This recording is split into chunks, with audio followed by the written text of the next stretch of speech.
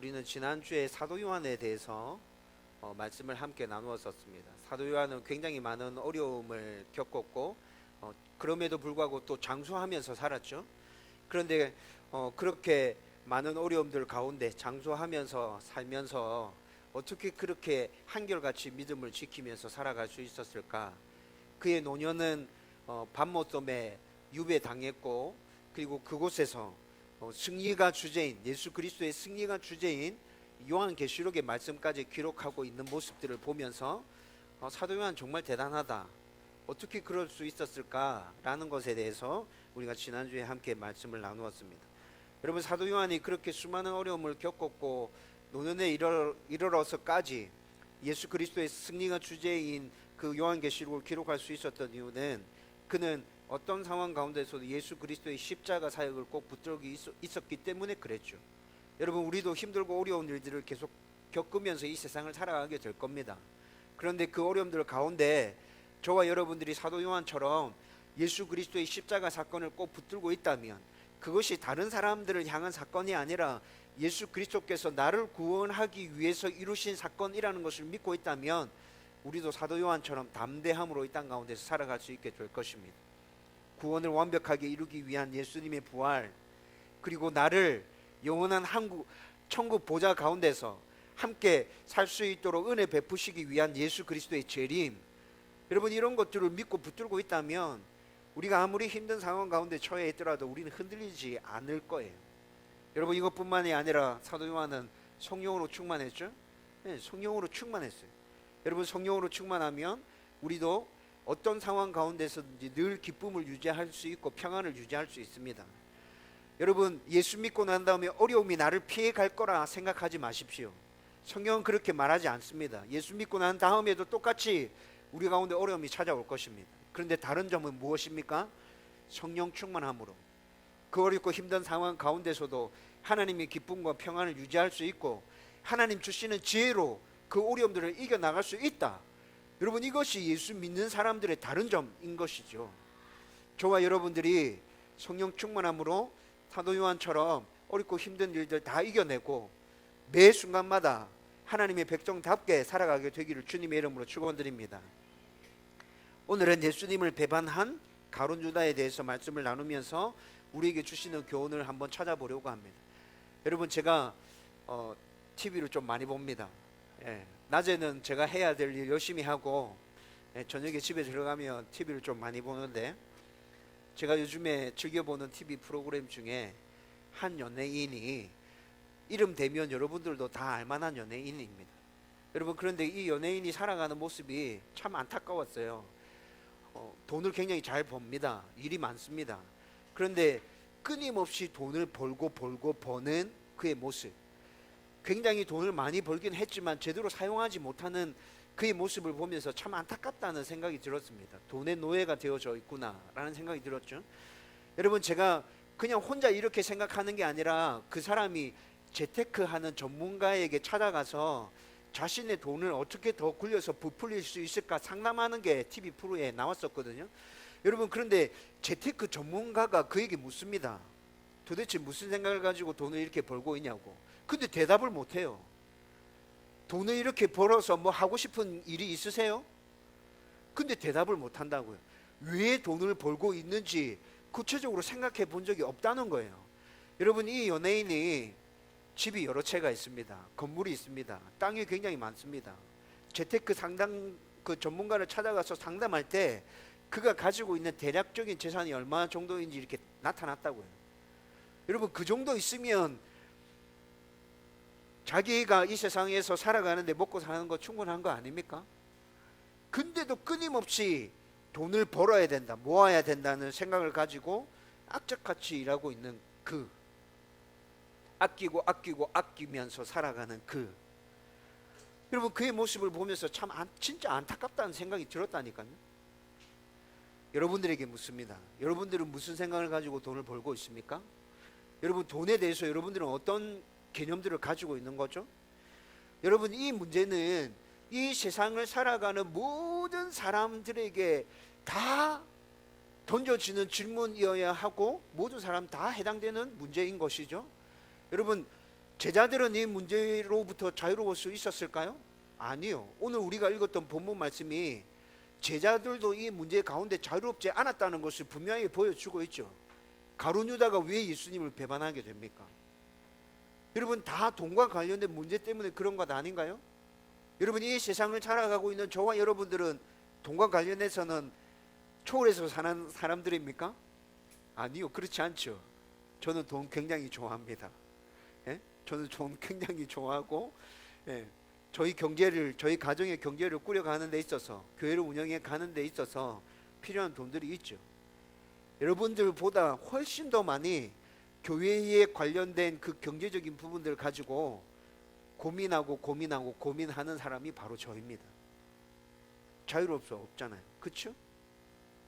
그렇기 때문에 돈과 관련한 모든 부분에 있어서 어떤 생각을 가지고 살아갈 것인가, 돈을 어떻게 사용할 것인가, 돈의 노예가 되어질 것인가, 아니면 정상적으로 돈을 제대로 사용하며 돈의 통제자가 되어질 것인가, 그건 저와 여러분들이 결정해야 되는 문제인 것이죠. 여러분, 오늘 말씀을 나누면서 이런 부분들에 대해서 정확하게 답을 찾을 수 있기를 주님의 이름으로 축원드립니다. 여러분, 대학생 때부터 큐티를 계속했다고 말씀드렸죠. 네, 대학생 때 고난주간이었습니다. 고난주간 한 주간 큐티를 하는데, 고난주간에는 보통 특별하게 예수 그리스도의 십자가 사건을 중심으로 해서 큐티 본문이 짜여지죠. 네, 매주 그렇습니다. 그래서 대학생 때 고난주간에 큐티를 하면서 가룟 유다에 대해서 굉장히 깊이 고민하고 생각했던 적이 있었습니다. 여러분, 그때 제가 가룟 유다에 대해서 생각했던 건, 가룟 유다가 참 불쌍하다. 어떻게 쓰임을 받아도 이렇게 쓰임 받냐. 가룟 유다가 없었으면 예수님의 십자가 사건은 도대체 어떻게 진행되었을까. 물론 다른 사람이 또 등장해서 이런 일들이 진행되기는 했겠지만, 그렇지만 생각해보면 가룟 유다가 우리를 대신해서 아주 무거운 십자가를 짊어진 건 아닌가? 이런 생각을 하게 됐죠. 여러분, 구약 성경을 읽어보면 하나님께서 이스라엘 백성들을 징계하기 위해서 이방 민족들을 가끔 사용하실 때가 있었습니다. 하나님께서 그 이방 민족을 사용하셔서 하나님의 뜻을 이루어 가시는 것들 구약 성경에서 확인할 수 있죠. 여러분, 그때 들었던 생각이, 가룟 유다는 그런 관점에서 보면 그도 하나님께 붙들려서 쓰임받았던 인물 아닌가? 라는 생각이 들었죠. 여러분, 굉장히 오랫동안 이 고민들을 가지고 생각했는데 답을 찾지 못했습니다. 그리고 몇 년이 지난 후에 사역을 하던 중에 제가 책을 쭉 읽어가기 시작하면서 가룟 유다에 대해서 이런 생각을 가지고 있었던 사람이 저만 그런 생각 가지고 있었던 게 아니라, 예수 그리스도께서 승천하시고 난 이후에 얼마 지나지 않아서 굉장히 많은 사람들이 저와 비슷한 생각을 오래 전부터 하고 있었다는 것을 알게 되었죠. 그리고 그 사람들 모두 다 제가 그렇게 생각하고 있는 부분에 대해서 잘못된 부분이 뭔지도 알 수 있었습니다. 잘못된 부분이 뭐냐? 하나님께서 우리 가운데 허락해 주신 자유의지에 대한 이해가 부족하다는 거죠. 자유의지에 대해서 잘못 생각하고 있는 것 때문에 그런 생각을 하게 되었다는 것입니다. 여러분, 하나님께서 우리에게 주신 자유의지에 대해서는 제가 여러분들에게 짧게 몇 번에 걸쳐서 설명해 드린 적이 있습니다. 지난주 수요 기도회 가운데서도 잠깐 자유의지에 대해서 제가 여러분들에게 말씀드렸었습니다. 여러분, 오늘 본문과 관련해서 자유의지에 대해서 다시 간단하게 설명해 드리면, 가룟 유다도 모든 것들을 결정할 수 있는 권한이 누구 가운데 있었어요? 자기 가운데 있었어요. 여러분, 다른 11명의 제자들은 가룟 유다와 같은 똑같은 상황 가운데 있었습니다. 그렇죠? 똑같이 예수님을 따라다녔고 똑같이 예수님의 가르침을 받았고, 그렇게 똑같이 살았어요. 그런데 예수님을 팔려고 하는 생각은 누구만 해요? 가룟 유다만 하는 거거든요. 나머지 11명의 제자들은 예수님 팔려는 생각을 전혀 안 했죠. 그렇죠? 여러분, 이게 무엇을 말해주는 거예요? 가룟 유다가 예수님을 팔려고 결정한 것은 순전히 자기 자유의지에 따라서 그 스스로가 결정한 것이라는 겁니다. 여러분, 하나님께서 우리에게 자유의지를 주셨습니다.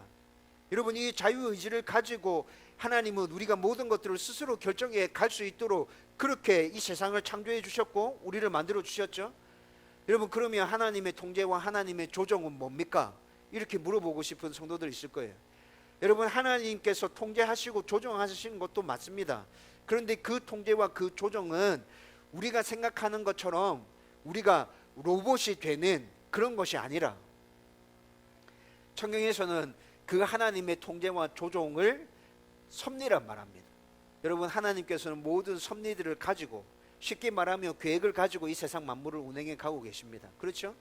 그런데 그 계획은 모든 것 하나부터 열까지 딱딱딱 틀에 짜여진 그 계획이 아니라, 하나님의 섭리는 쉽게 말씀드리면 큰 틀을 우리 가운데 제공해 주셨다는 거예요.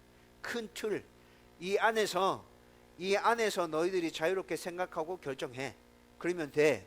라고 하나님께서 우리 가운데 말씀해 주셨다는 거죠. 그게 섭리라는 것입니다. 그리고 그 큰 틀을 제공해 주심과 동시에 또 우리가 자유의지를 가지고 생각하고 판단해 갈 수 있도록 말씀이라는 기준까지 허락해 주셨습니다. 그리고 하나님께서 우리에게 구체적으로 말씀하시는 건 뭡니까? 이 틀 안에서 내가 너희에게 준 자유의지를 가지고 말씀을 기준으로 삼아서 생각하고 판단하면 돼. 그러면 너희들은 내 뜻 가운데 살아가는 게 돼. 맞아. 그렇게 살면 돼. 라고 하나님께서 말씀해 주신 거죠. 여러분, 예수 믿는 성도들이 그런 생각들을 가지고 말씀을 기준 삼아서 큰 틀 안에서 하나님께서 살아가라 말씀하신 방향에 따라 쭉 살아가면, 여러분, 하나님의 백성답게 살아가는 거 맞습니까? 맞아요. 그렇게 살아가는 게, 하나님 백성답게 살아가는 게 맞다고요.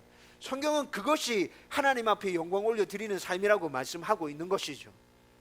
저와 여러분들이 무엇이든지 다 하나님의 음성을 듣기 위해서 발버둥 치는 것이 아니라, 이미 우리 가운데 주어져 있는 말씀의 기준을 가지고 큰 틀, 제시해 주신 큰 틀 안에서 하나님의 뜻에 따라 움직여 살기 위해 노력하고 있다면, 여러분, 우리가 맨날 기도하면서 하나님의 뜻을 구하지 않는다 하더라도 하나님의 백성으로서 이 땅 가운데 잘 살아가고 있는 건 맞습니다. 우리의 그런 모습이 분명히 하나님 앞에 영광 되어질 것입니다. 여러분, 그런데 가룟 유다는 하나님께서 자유의지를 가지고 그렇게 살라고 말씀해 주신 그 틀에서 벗어났다는 거죠. 하나님께서 제시해 주신 말씀이 기준인 삶이 아니라 돈이 기준인 삶을 가룟 유다가 살아가고 있다는 것입니다. 여러분, 돈을 기준 삼음으로 인해서 처음부터 모든 것들이 다 틀어져 버린 삶, 그 삶을 우리는 가룟 유다의 모습에서 발견할 수 있다는 것이죠. 여러분, 성경에서 말씀해 주고 있는 가룟 유다, 곳곳에 가룟 유다와 관련된 말씀들이 쭉 나타나거든요. 근데 그 말씀들을 쭉 찾아보면 다른 제자들과 크게 다를 바 없다는 것을 발견하게 됩니다. 여러분, 예수님께서 제자들을 부르실 때 한번 생각해 보십시오. 예수님께서 제자들을 부르실 때 모습은 제자들이 예수님을 찾아온 것이 아니라 예수님께서 제자들을 찾아가셨죠. 그런데 예수님께서 제자들을 찾아가셔서 부르시는 그 모습 모두 다 동일합니다. 가룟 유다도 그렇다면 예수님께서 그를 찾아가셔서 부르셨다는 거죠. 네, 똑같습니다. 예수님의 제자들의 이름이 성경 가운데 쭉 나타납니다. 예수님께서 제자들을 다 부르시고 난 다음에 제자들의 이름이 성경 가운데 쭉 나타나죠. 마태복음, 마가복음, 누가복음 이렇게 나타납니다.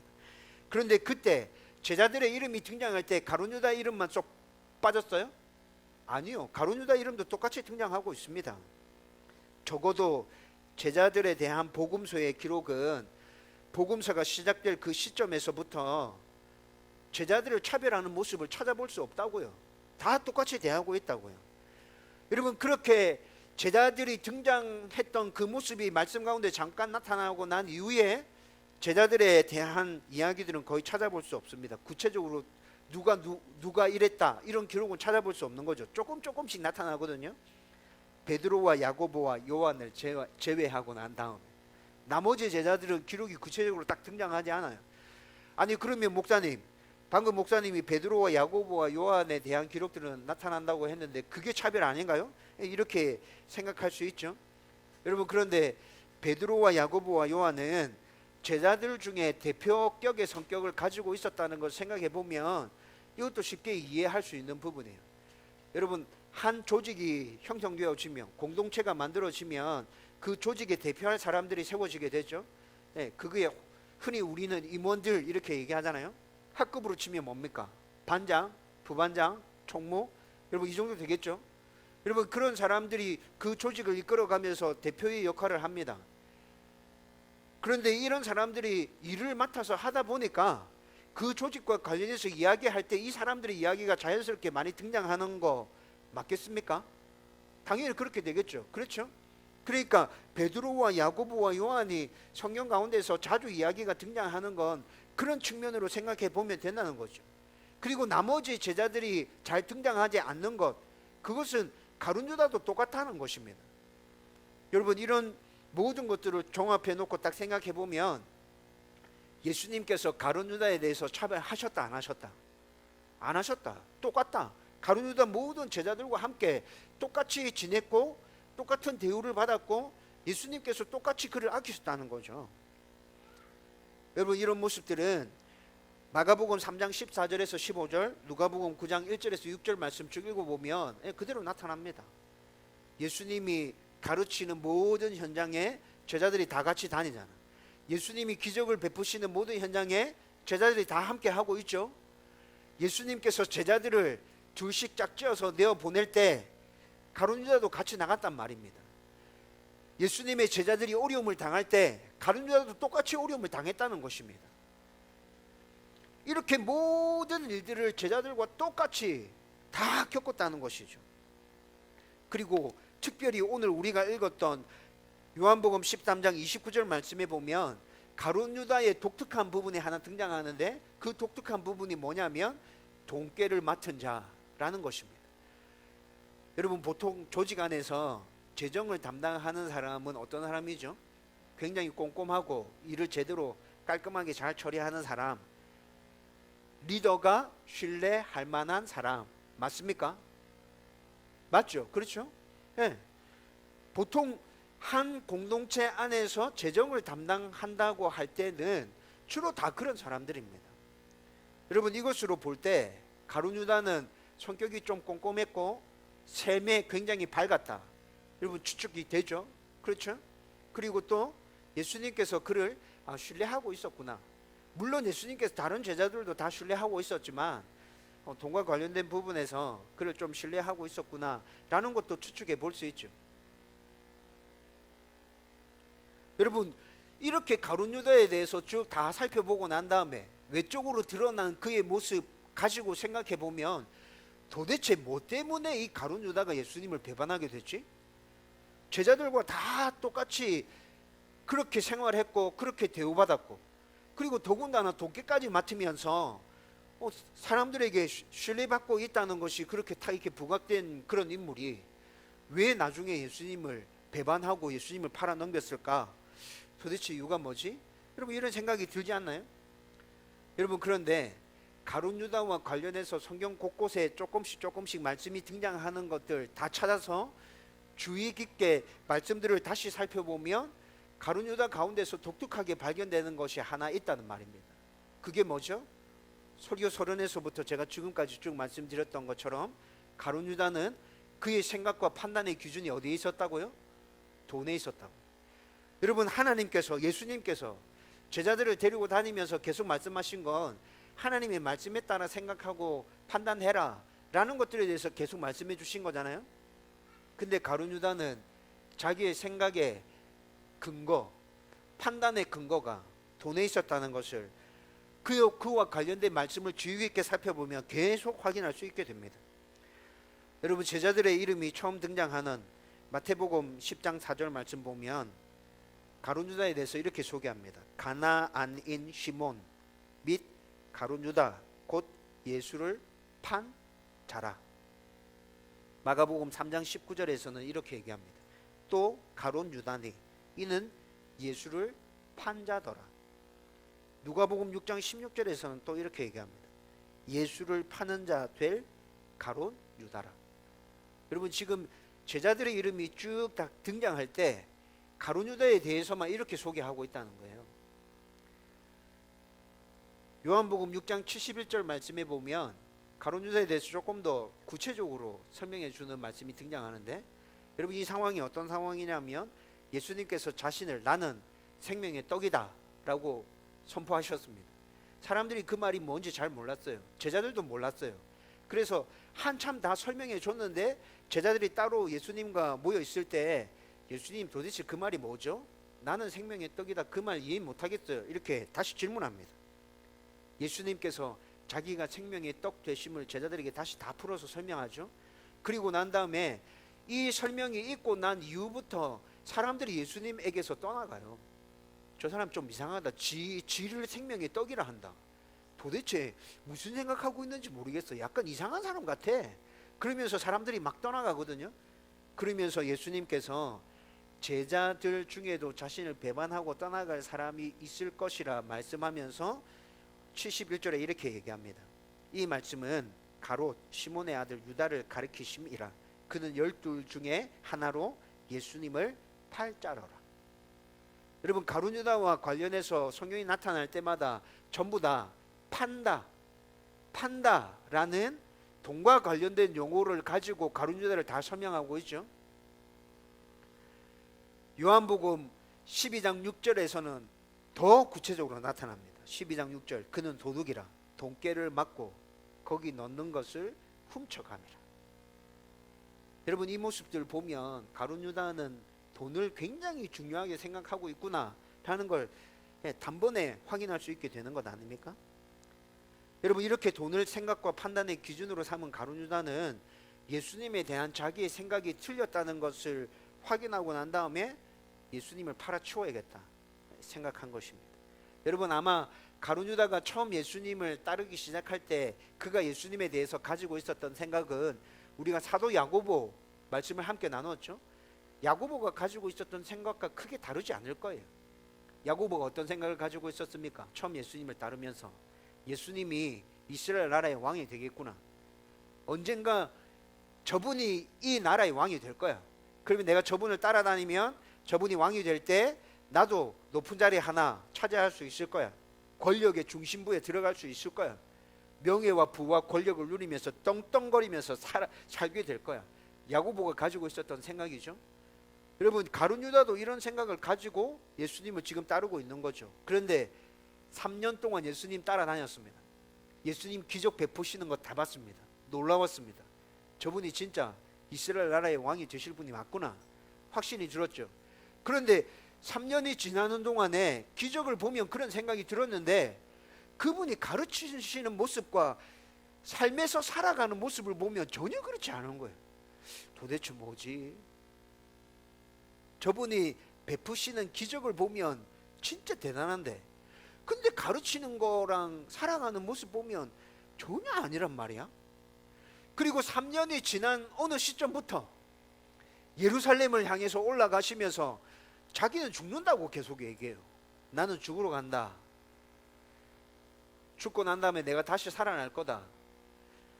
다시 살아난 나를 만날 때 너희들은 내가 이야기한 모든 걸 다 이해할 수 있게 될 거야. 이렇게 하면서 예루살렘으로 올라가고 계시단 말이에요. 도대체 뭐지? 내가 생각했던 그 예수님이랑 완전 다른 분인가? 점점 이런 생각들을 하면서 이 생각들이 마음속에 확신으로 굳어졌습니다. 아니구나. 저 사람이 왕이 될 분이 아니구나. 그러면서 3년 동안 그를 따라다니면서 허송세월한 것에 대해서 보상이라도 받으려는 심정으로 내가 뒤통수 한 대 맞았구나. 저 사람 그냥 팔아치워야겠다 라는 생각을 가지고 그 일들에 적극적으로 뛰어들게 되는 것이죠. 여러분, 마태복음 26장 14절에서 16절 말씀을 읽어보면 가룟 유다가 예수님을 팔려고 적극적으로 이 일에 뛰어들고 있다는 것을 확실하게 보여줍니다. 14절에서 16절 말씀, 가룟 유다라 하는 자가 대제사장들에게 가서 말하되 내가 예수를 너희에게 넘겨주리니 얼마를 주려느냐 하니 그들이 은 30을 달아 주거늘 그가 그때부터 예수를 넘겨줄 기회를 찾더라. 여러분, 적극성이 보입니까? 대제사장들 찾아간 거 누구? 가룟 유다. 자기가 먼저 찾아갔어요. 자기가 먼저 제안합니다. 예수 넘겨줄 거니까 나한테 얼마 줄래? 자기가 먼저 제안하고 있죠. 여러분, 굉장히 적극적으로 지금 가룟 유다가 나서고 있다는 게 딱 보이잖아요. 그런데 예수님께서는 오늘 우리가 읽은 본문 말씀 쭉 읽었잖아. 그렇죠? 예수님께서는 가룟 유다가 자기를 이렇게 배반하고 팔 거라는 걸 알고 계십니까? 모르십니까? 알고 계십니다. 돈이 판단의 기준, 생각의 기준이 되어서 이미 자기를 팔 생각을 가지고 있고 그 일들을 꾸미고 있다라는 것들을 예수님께서 아셨죠. 근데 예수님은 어떻게 해요? 가룟 유다를 내쳐요? 아니요. 끝까지 품어주세요. 기다려주세요. 기다려주시고 품어주시는 예수님의 모습이 오늘 말씀 가운데 나타나고 있다고요. 그런데 마귀는 어떨까요? 예수님은 이렇게 우리 가운데 잘못된 부분이 있고 가룟 유다 가운데 잘못된 부분이 있고 이 가룟 유다가 자기를 배반하고 팔아 넘길 거라는 것까지 다 아셨지만 참고 기다려주고 계십니다. 근데 마귀는 어떨까요? 마귀는 그래요? 아니요. 마귀는 그렇지 않죠. 마귀는 절대로 우리를 기다려주거나 우리를 품어주지 않습니다. 가룟 유다를 품어주거나 기다려주지 않았습니다.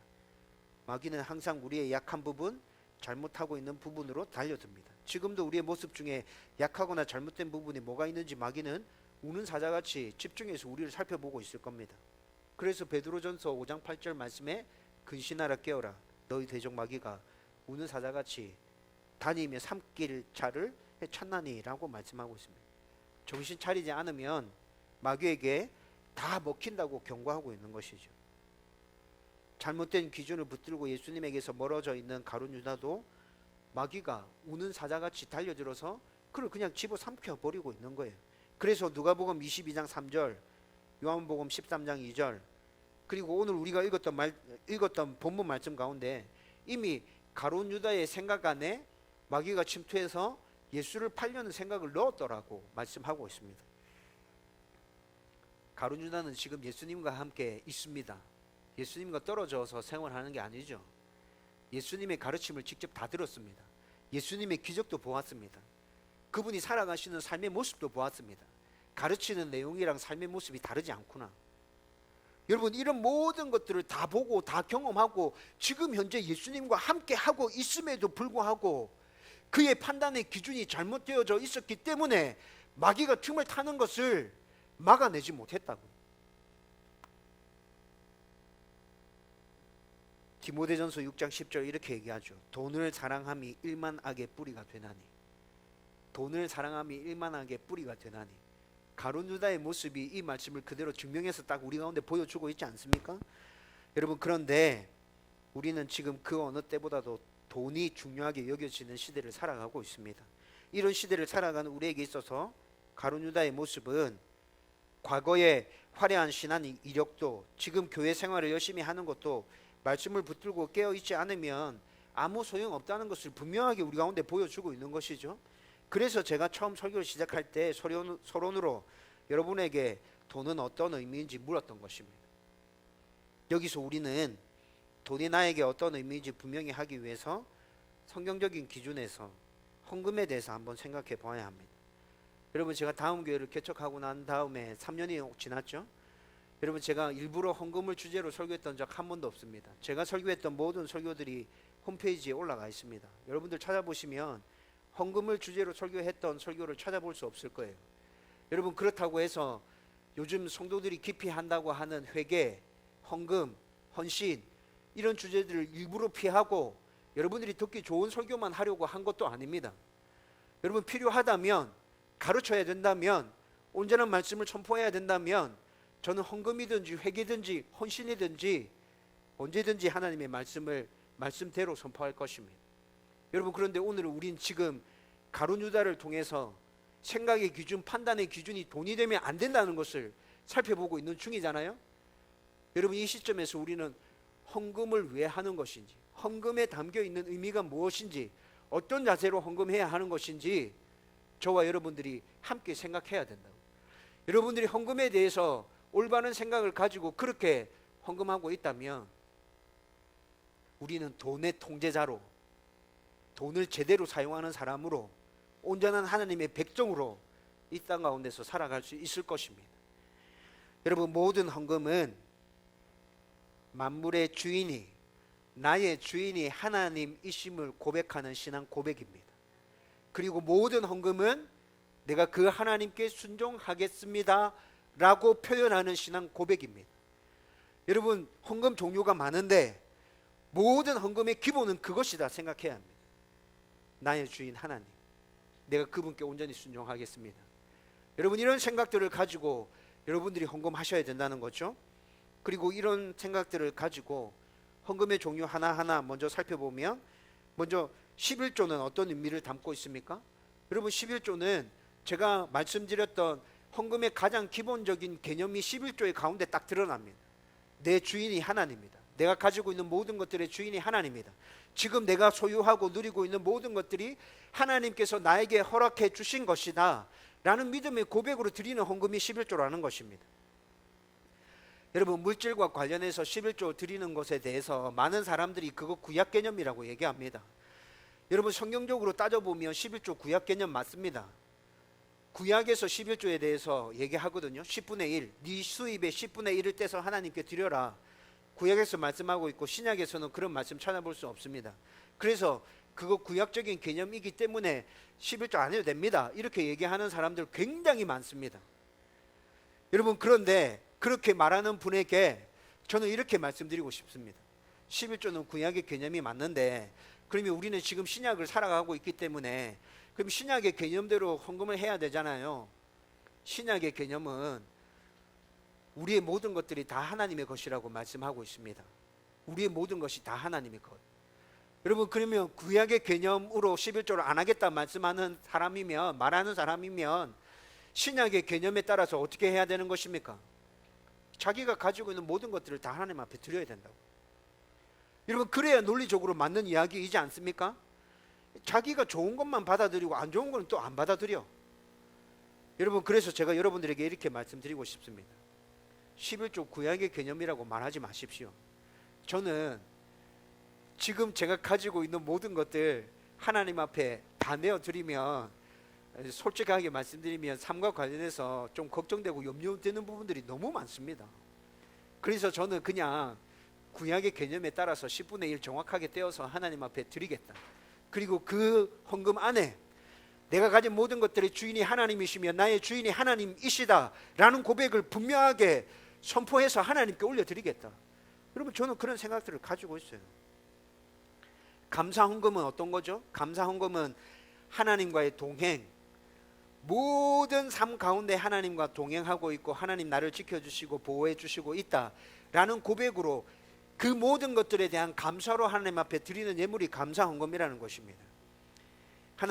하나님이 그렇게 우리와 항상 동행해 주고 계시죠. 느껴지든 느껴지지 않든 하나님은 항상 우리를 붙들고 계신다 말씀하십니다. 여러분, 그래서 저희 부부는 결혼하고 난 이후에 지금까지 많은 금액 아닙니다. 많은 금액 아닌데 이 신앙 고백을 담아서 매주일 감사 헌금합니다. 좋은 일이 있을 때만 하는 게 아니라 안 좋은 일이 있을 때도 나의 좋으신 아버지가 그 일까지도 좋은 일로 바꾸어 주실 거다 믿고 확신하고 그 신앙의 고백으로 매주일 감사 헌금 하는 거죠. 여러분, 감사 헌금은 이런 의미를 담고 있는 것입니다. 주일 헌금은 어떤 거죠? 주일 헌금은, 저는 주일 헌금은 감사 헌금의 일종인데, 그런데 주일날 드리는 주일 헌금은 구원과 관련해서 특별히 더 하나님께 감사하기 때문에 그건 따로 떼어서 그냥 주일 헌금 매주 드리는 거라 생각하고 있어요. 여러분, 신앙과 관련해서 제일 기초, 첫 출발점 어디입니까? 예수 그리스도가 나의 구주시다 라는 믿음에서부터 신앙이 시작되어지는 것이고, 거기서 신앙의 기초가 쌓여져 가는 것 아닙니까? 여러분, 그런데 우리의 구원이 어떻게 완성되어졌죠? 예수 그리스도의 십자가 사건, 그리고 예수님의 부활로 말미암아 우리의 구원이 완성되어진 거잖아요.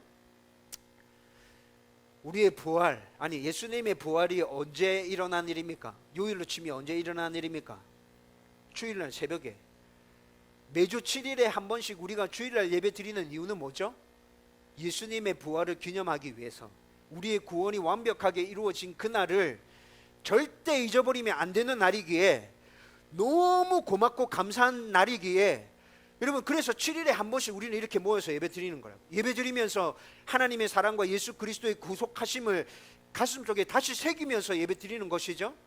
그러면서 우리는 그 신앙의 첫 출발이 되어지는 예수 그리스도의 십자가 죽음과 부활에 대해서 감사한 마음을 담아서 예배 드릴 때마다 하나님 앞에 주일 헌금을 드리는 거예요. 성교 헌금은 어떤 것입니까? 그건 예수님의 마지막 명령이기 때문에 예수님께서 마지막으로 명령하셨습니다. 땅끝까지 이르러 내 증인이 되라. 근데 우리는 나가지 못하잖아요. 그렇죠? 세계 곳곳에 나가 있는 선교사님들이 있습니다. 자신의 생명을 그곳에 묻겠다 각오하고 나가신 분들입니다. 우리가 하지 못하는 일들을 그분이 대신하고 있기 때문에 우리는 주님께 순종한다는 의미에서 물질이라도 보태서 그분께 보내드리자, 기도라도 열심히 하자. 여러분, 이것이 선교 헌금인 것이죠.